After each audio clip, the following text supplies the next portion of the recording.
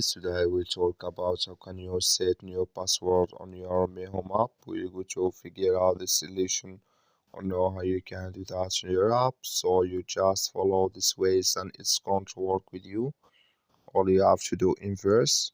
So you just go down, click here on profile down here, just click on it.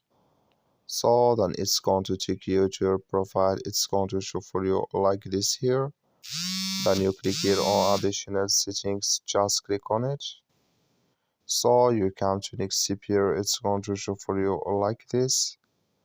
Then all you have to do, you just click on security settings here.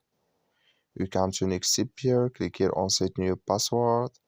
And here you set your password here. So then automatically here it's going to add with you on your Mi Home app. So that's all you have to do. I wish you I get it. That's all. Thank you for watching.